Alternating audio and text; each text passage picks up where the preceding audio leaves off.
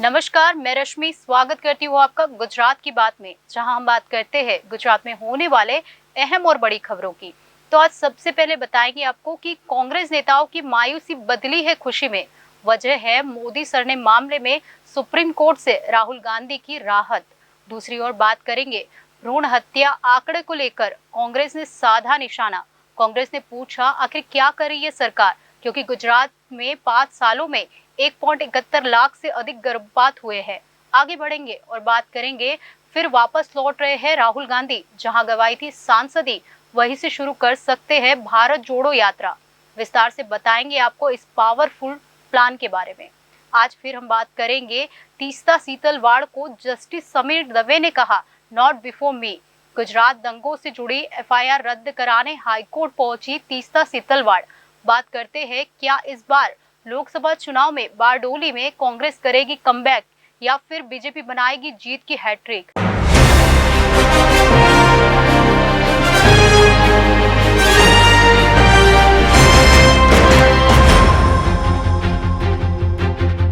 तो शुरू करते हैं गुजरात की बात का सफर।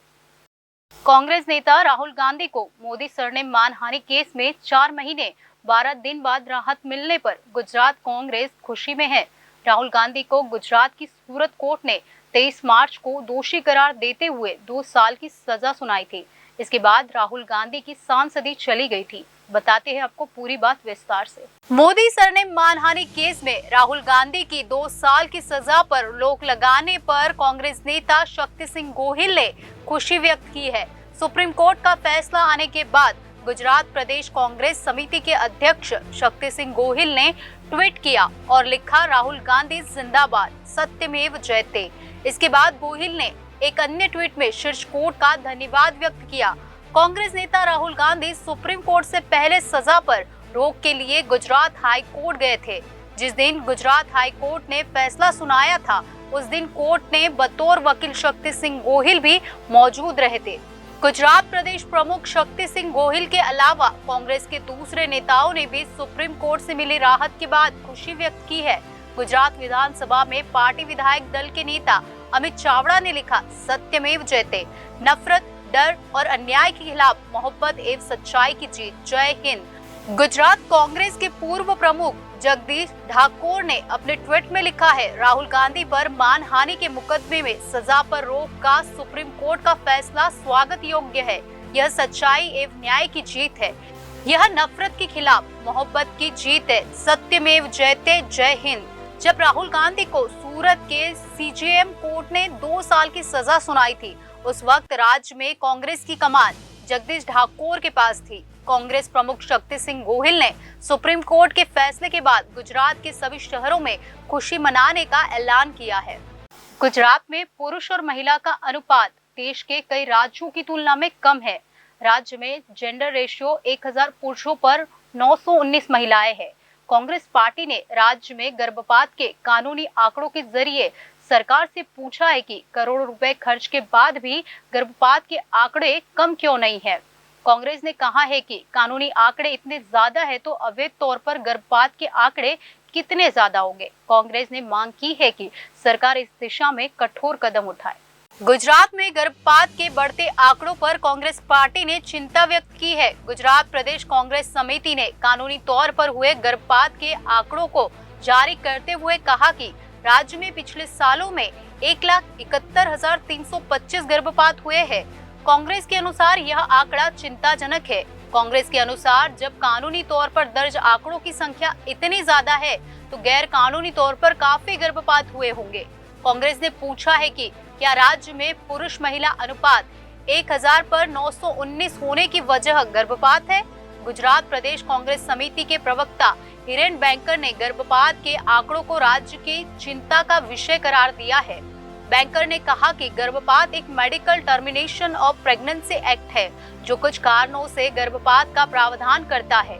केंद्र सरकार के स्वास्थ्य एवं परिवार कल्याण मंत्रालय द्वारा राज्यसभा में दिए गए चौंकाने वाले आंकड़ों के मुताबिक सिर्फ साल 2021 से 22 में देश भर में 13,65,096 महिलाओं का गर्भपात हुआ है, जो चिंता का विषय है।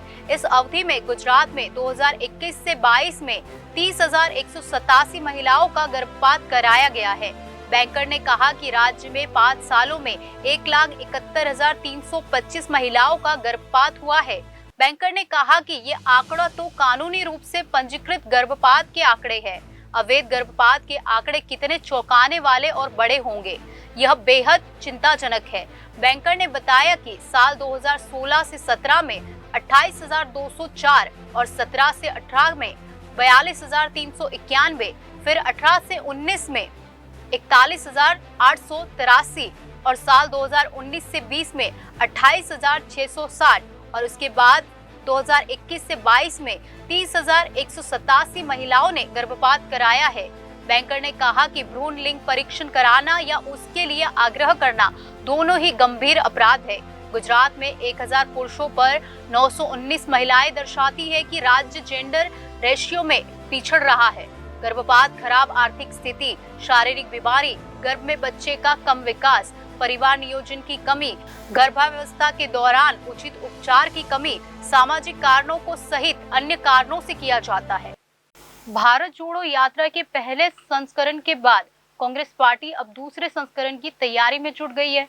कांग्रेस नेता राहुल गांधी इस साल के अंत में होने वाले 5 राज्यों के चुनाव से पहले अपनी यात्रा शुरू कर सकते हैं। चर्चा है कि राहुल गांधी की यह यात्रा गांधी जयंती पर बापू के जन्म स्थान पोरबंदर से शुरू हो सकती है। कांग्रेस नेता राहुल गांधी भारत जोड़ो यात्रा के दूसरे संस्करण की शुरुआत गुजरात से कर सकते हैं। राहुल गांधी की इस यात्रा का ऐलान अगस्त महीने के आखिर या फिर सितंबर महीने में होने की उम्मीद की जा रही है। इस साल के अंत में देश के 5 राज्यों में विधानसभा चुनाव को देखते हुए पार्टी इससे पहले यात्रा शुरू करना चाहती है। पार्टी में भारत जोड़ो यात्रा के दूसरे संस्करण को लेकर काम शुरू हो गया है। पार्टी नेताओं के अनुसार राहुल गांधी 2 अक्टूबर को महात्मा गांधी के जन्मदिन पर उनके जन्म स्थान पोरबंदर से यात्रा की शुरुआत कर सकते हैं। पोरबंदर से यात्रा का आगे का रूट क्या होगा, इसको लेकर विचार विमर्श किया जा रहा है। पार्टी नेताओं को उम्मीद है कि अगर राहुल गांधी गुजरात से यात्रा शुरू करते हैं तो प्रधानमंत्री नरेंद्र मोदी और केंद्रीय गृह मंत्री अमित शाह के गढ़ गुजरात में पार्टी को फायदा मिल सकता है। पार्टी ने जून महीने में गुजरात की कमान राज्यसभा सांसद शक्ति सिंह गोहिल को सौंपी थी।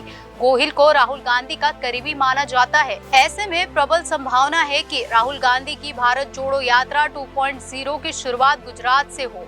इस साल के अंत में देश के मिजोरम, छत्तीसगढ़, मध्य प्रदेश, राजस्थान और तेलंगाना में विधानसभा चुनाव है। इनमें छत्तीसगढ़ और राजस्थान में कांग्रेस की सरकार है। पहले चरण में भारत जोड़ो यात्रा राजस्थान से गुजर चुकी है।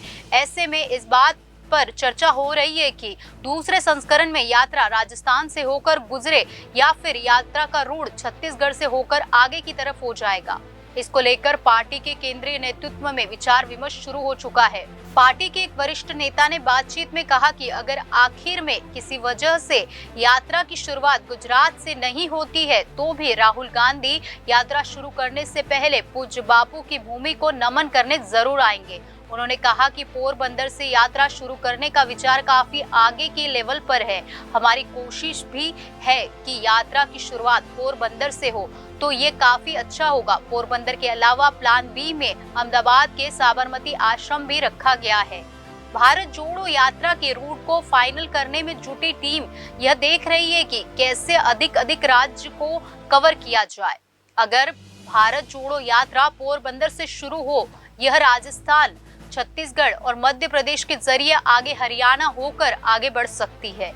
पहले संस्करण में यात्रा मध्य प्रदेश और राजस्थान से गुजरी थी, लेकिन छत्तीसगढ़ छूट गया था। चर्चा है कि यात्रा को पहले गुजरात के पोरबंदर से शुरू होकर सीधे माउंट आबू जिले में प्रवेश कर उदयपुर, डूंगरपुर, बांसवाड़ा के इलाके से होते हुए रतलाम में प्रवेश करे और इसके बाद आगे बढ़े।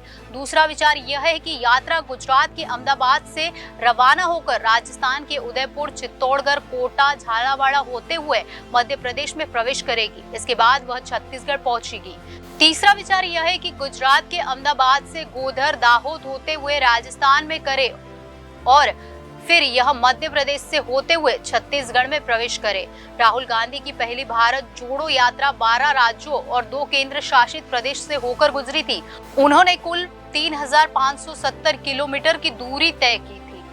गुजरात दंगों के बाद फर्जी सबूत गढ़ने और सरकार के साथ उस वक्त के मुख्यमंत्री नरेंद्र मोदी को बदनाम करने के आरोपों का सामना कर रही है तीस्ता सीतलवाड़। फिर से वो हाईकोर्ट पहुंची है। हाईकोर्ट में उनके वकील ने जब ये याचिका को रखा तो जस्टिस समीर दवे ने सुनवाई से खुद को अलग कर लिया है। गुजरात हाई कोर्ट के जस्टिस समीर दवे ने सामाजिक कार्यकर्ता तीस्ता सीतलवाड़ की याचिका पर सुनवाई से खुद को अलग कर लिया है। सीतलवाड़ ने अपनी इस याचिका में 2002 के दंगों के मामले में कथित रूप से फर्जी सबूत गढ़ने के लिए अहमदाबाद अपराध शाखा द्वारा उनके खिलाफ दर्ज की गई प्राथमिकी को रद्द करने का अनुरोध किया है। हाईकोर्ट में तीस्ता के वकील सोमनाथ ने सुनवाई के लिए जब मामले का उल्लेख किया गया तो न्यायमूर्ति दवे ने कहा कि मेरे सामने नहीं, अब हाईकोर्ट के मुख्य न्यायाधीश मामले को एक नए न्यायाधीश के पास भेजेंगे। एक सत्र अदालत ने इस मामले में आरोप मुक्त किए जाने संबंधित सीतलवाड़ की याचिका पिछले महीने खारिज कर दी थी, जबकि गुजरात हाई कोर्ट के द्वारा उन्हें राहत देने से इनकार करने के बाद सुप्रीम कोर्ट ने उन्हें जमानत दे दी थी। उसके बाद उन्होंने गुजरात हाई कोर्ट में प्राथमिकी को रद्द करने का अनुरोध करते हुए एक याचिका दायर की। सीतलवाड़ और अन्य 2 राज्य के पूर्व पुलिस महानिदेशक आर.बी. श्रीकुमार और भारतीय पुलिस सेवा के पूर्व अधिकारी संजीव भट्ट को 2002 के दंगों के मामले में गुजरात सरकार के अधिकारियों को फंसाने के इरादे से सबूत गढ़ने और जालसाजी के आरोप में जून 2022 में शहर की अपराध शाखा ने गिरफ्तार किया था। सुप्रीम कोर्ट में पिछले साल जाकिया जाफरी द्वारा दायर याचिका की खारिज होने के बाद उनके खिलाफ प्राथमिकी दर्ज की गई थी। जाकिया जाफरी के पति एवं कांग्रेस के पूर्व सांसद एहसान जाफरी दंगों के दौरान मारे गए थे। सीतलवाड़ भारतीय दंड संहिता मतलब आईपीसी की धारा 468 और 194 के तहत मामला दर्ज किया गया था। राज्य सरकार ने पहले सत्र अदालत में सुनवाई के दौरान आरोप लगाया था कि सीतलवाड़ ने तत्कालीन मुख्यमंत्री यानी नरेंद्र मोदी, वरिष्ठ अधिकारियों और मंत्रियों सहित निर्दोष व्यक्तियों को फंसाने के लिए पीड़ितों के नाम पर हलफनामे तैयार किए थे। एहसान जाफरी उन 68 लोगों में शामिल थे जो गोधरा ट्रेन अग्निकांड के एक दिन बाद 28 फरवरी 2002 को अहमदाबाद के गुलबर्ग सोसाइटी में भड़की हिंसा के दौरान मारे गए थे। गोधरा ट्रेन अग्निकांड में 59 लोगों की मौत हुई थी। गुजरात बीजेपी का सर्वाधिक मजबूत गढ़ है। इसकी बड़ी वजह प्रधानमंत्री नरेंद्र मोदी का गृह राज्य होना भी है। राज्य की 26 में से एक भी लोकसभा सीट कांग्रेस के पास नहीं है। कांग्रेस के सामने लोकसभा चुनाव 2024 में खाता खोलने की चुनौती है। दक्षिण गुजरात की बारडोली लोकसभा सीट ऐसी है जो कांग्रेस के मिशन 2024 में शामिल है। बीजेपी 2024 के लोकसभा चुनाव में 400 सीटें जीतने के लक्ष्य के साथ तैयारी कर रही है। गुजरात की बारडोली लोकसभा सीट की बात करें तो इस सीट पर पिछली 2 बार से बीजेपी का कब्जा है। आदिवासी समुदाय के लिए आरक्षित 4 सीटों में शामिल बारडोली से अभी बीजेपी के प्रभुभाई वसावा लोकसभा के सदस्य है। प्रभुभाई वसावा बीजेपी के सांसदों में शामिल है जिन्होंने अपने दूसरे टर्म में जीत के अंतर का बढ़ा लिया था। प्रभुभाई वसावा ने 2019 के चुनाव में 2,15,000 से अधिक मतों के अंतर से कांग्रेस के उम्मीदवार रहे पूर्व मुख्यमंत्री अमर सिंह चौधरी के बेटे तुषार चौधरी को शिकस्त दी थी। ऐसे में जब कांग्रेस गुजरात में अपना खाता खोलने की जद्दोजहद कर रही है, तब कांग्रेस ने अपने मिशन 2024 में इस सीट को खास तौर पर शामिल किया है। बारडोली लोकसभा सीट 2008 के हुए परिसीमन के बाद अस्तित्व में आई है। इसके बाद 2009 में लोकसभा चुनाव हुए थे। कांग्रेस के प्रत्याशी के तौर पर तुषार चौधरी ने जीत हासिल की थी और तब बीजेपी के उम्मीदवार रहे रितेश कुमार वसावा को हरा दिया था। इसके बाद तुषार चौधरी केंद्र में मंत्री भी बने थे, लेकिन 2014 की मोदी लहर में तुषार चौधरी अपनी सीट नहीं बचा पाए थे और प्रभुभाई वसावा के हाथों 1,23,000 से अधिक मतों की शिकस्त का सामना करना पड़ा था। तुषार चौधरी 2019 में भी कांग्रेस पार्टी के टिकट पर मैदान में उतरे थे, लेकिन उन्हें लगातार दूसरी बार हार का सामना करना पड़ा था। तुषार चौधरी पिछले साल दिसंबर में हुए चुनाव में खेड़ ब्रह्मा की सीट से जीतकर विधानसभा पहुंचे थे। बारडोली लोकसभा सीट को देखें तो इस सीट में कुल 7 विधानसभा सीटें आती है।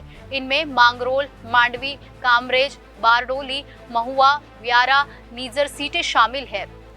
7 सीटों में बारडोली अनुसूचित जाति के लिए रिजर्व विधानसभा है, जबकि कामरेज अनारक्षित है। इसके अलावा बाकी की 5 सीटें आदिवासी वर्ग के लिए आरक्षित है। यह सीट भी आदिवासी वर्ग के लिए आरक्षित है। सीटों पर अगर कब्जे की बात करें तो 2019 के लोकसभा चुनाव में बीजेपी मांगरोल, कामरेज, बारडोली और महुआ समेत कुल 4 सीटों पर आगे रही है। पार्टी मांडवी, ब्यारा और नीजर सीटों पर पीछे रही थी, लेकिन तब से लेकर अब स्थिति काफी बदल चुकी है। लोकसभा की मांगरोल, मांडवी, कामरेज, बारडोली, महुआ, ब्यारा, नीजर समेत सभी 7 सीटों पर बीजेपी को विधानसभा में जीत मिली है। कांग्रेस के पास लोकसभा की एक भी सीट नहीं है। ऐसे में बीजेपी और कांग्रेस के बीच 2019 के लोकसभा चुनाव में जीत का अंतर गुजरात की दूसरी लोकसभा सीटों के मुकाबले भले ही कम रहा था, लेकिन स्थितियां काफी चुनौतीपूर्ण है। जब 2019 के लोकसभा चुनाव में बीजेपी के पास 4 और कांग्रेस के 3 विधानसभा यानी मांडवी, व्यारा, नीजर थी, तब भी पार्टी को हार का सामना करना पड़ा था। ऐसे में कांग्रेस पार्टी 2024 के चुनाव में बीजेपी को कैसे चुनौती देगी, यह देखना काफी दिलचस्प होगा। इस सीट पर आम आदमी पार्टी की भी नजर है। आम आदमी पार्टी के आदिवासी चेहरे और विधायक दल के नेता चैतर वसावा बारडोली में काफी दौरे करते आ रहे हैं। ऐसे में क्या 2024 के चुनाव में त्रिशंकु लड़ाई होगी या फिर इंडिया गठबंधन के बाद 2 दलों में आमने सामने की लड़ाई होगी, इसको लेकर काफी चर्चा हो रही है। तो गुजरात की बात में आज बस इतना ही। आने वाली सभी खबरों के लिए आप जुड़े रहिए जनादेश न्यूज के साथ।